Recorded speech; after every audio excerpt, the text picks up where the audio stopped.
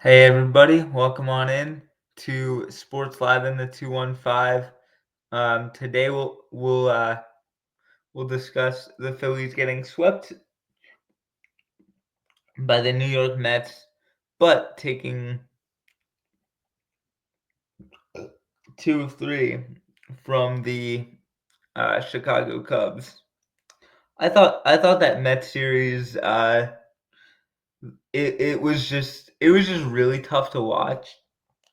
Um, like we had chances to win, we just didn't capitalize, and the Mets when they had chances, they took advantage of it. They put um they put their foot on our neck and and crushed our throat. Like they capitalized with runners in scoring position. We didn't. They made the pitches. We didn't.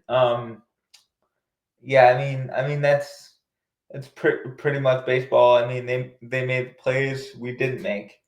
Um, and they just I the scores were close. I'm not saying that, but I feel like they dominated the little areas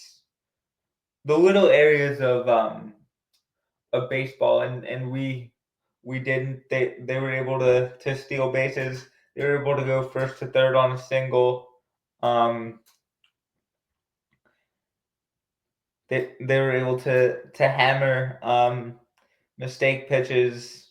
There was bunch of there was a belt high fastball to freaking Francisco Lindor, which that's just a recipe for disaster, and he freaking deposited it. Um, that was actually Tuesday. Um, I was actually making cheesecake cupcakes uh, when that was happening. For It was to celebrate my friend Lauren's birthday. So yeah, Francisco Lindor, he again um, told the Phillies to just bow to him, and he is now it's coming into the oh my god, he's a Philly killer territory. Um, if the grand slam in the playoffs didn't cement it, I think this that home run against the Phillies certainly put the exclamation point on the sentence. Um, yeah, that's all. Like we we were close with again another one of the three-headed monsters in our division. I mean, I still believe we're one of the three best teams in this division, but we just haven't played like it for a while, and to start the season, which that's why you play 162 of the bad boys. Um, so I'm not worried. I know fans want to see Rob Thompson be like all fiery and kicking freaking ice buckets and doing like having a conniption, but that's not the style. That's not the style of guy Rob is, and he's taken us to the playoffs each of the last 3 years. I know we've gone back around in like each time we've been to the playoffs, but we've got eliminated in like the previous round. But I still think he's a credible manager, and he part of being a manager is like kind of being not necessarily the player's buddy, but kind of like the player's like psychologist or like social worker at times. And that's what he's done with Brandon Marsh. he's trying to calm him down because Brandon's just putting a little bit too much pressure on himself, and right now he's actually down in AAA. I don't want to give up on Marshy. He's a fantastic player when he's on. Um, but yeah, the Mets series wasn't very good. However, the Cubs series, it didn't start out well Friday night, but the rest of it was really good. On Friday, I want to say we lost. We I forget what the score was Friday night. Yeah, we lost. we we lost, and I thought they were just continuing the lifeless stretch, and then they come out on Saturday against former Phillies prospect Ben Brown, and they shell him for 6 runs in the fourth inning, and he after that um, he just um, he couldn't get out of the blocks, and even before that he was leaving runners on base. He was definitely playing with fire, and the Phillies made him pay. And then and th- and then Sunday night we faced Jamison Tyone. We had Aaron Nola on the mound, and both guys were just dealing. They showed why each of them were top 10 picks in their respective drafts. I know Tyone was number 2 in the Bryce Harper draft, um, but yeah, and Aaron Nola was number 7 in 2014. So 4 years after Bryce and Jamison were drafted. But anyway, both starting pitchers really battled, and then the bullpens came in and picked it up, and in the top of the 10th inning, that's when this Phillies offense started to wake up. Nick Castellanos was the zombie runner or ghost runner, and then I want to say Alec Boehm and and Johan Rojas worked a walk, and then Trey Turner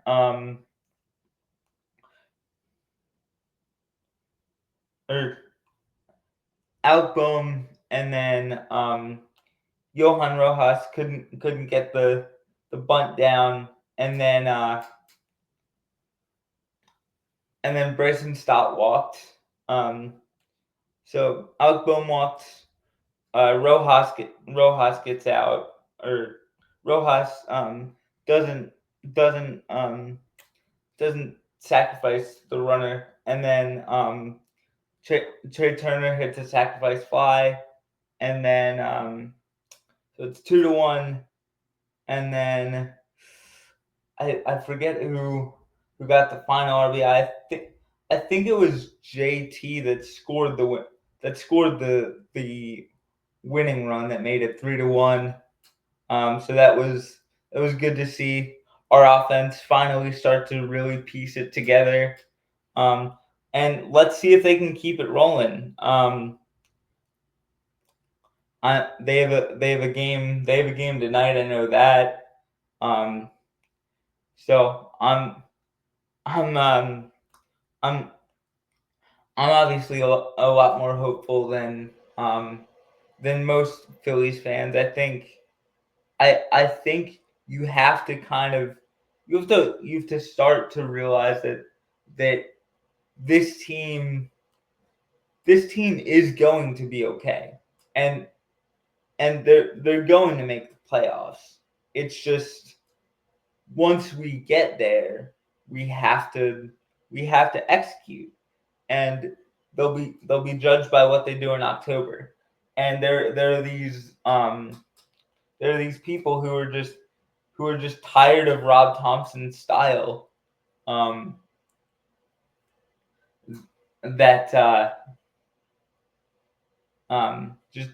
just don't necessarily like how um, comatose he is, to use to use essentially one YouTube short commenter's word, like that he's just like not well whatever, but he just kind he has a very dry way of speaking, and obviously that's not the Philadelphia way. And I'll give you guys an example from the same sport.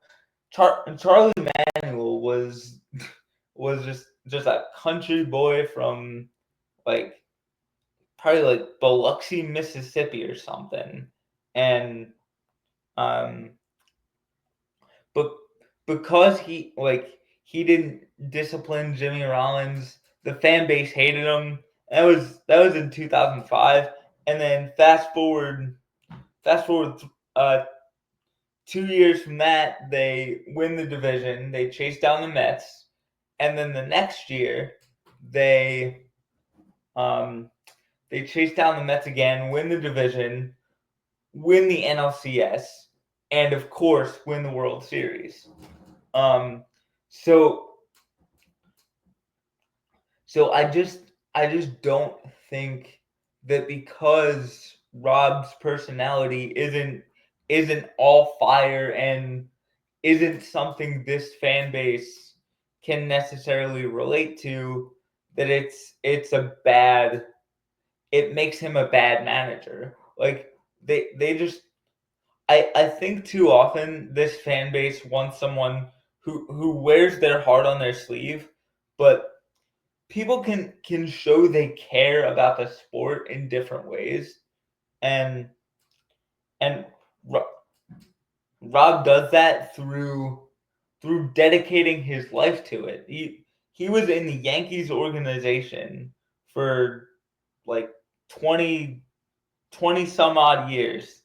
Um, and he did everything in that organization. And then he was hired here in 2018 to be the bench coach under Gabe Kapler, and then Joe Girardi obviously got hired, kept him on, um, because Rob Thompson's good at his job, and then in 22, Joe Girardi gets fired, um,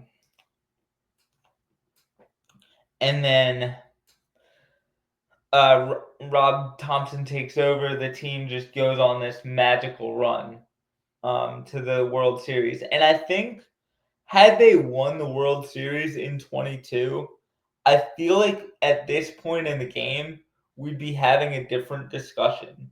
We wouldn't be asking, like, we need to fire Rob Thompson. Um, we would say, look, this is a World Series winning manager. And his teams are always they're always one of the top teams in baseball. It's just, can you get it done in October? And they've not proven that they can so far, but you gotta see how this season plays out. Yeah, obviously him back to the game, taking 2 or 3 from the Cubs is obviously huge. I'm really excited to see where this team goes from here. Um, yeah, it's gonna be an interesting ride. It always is with the Phillies.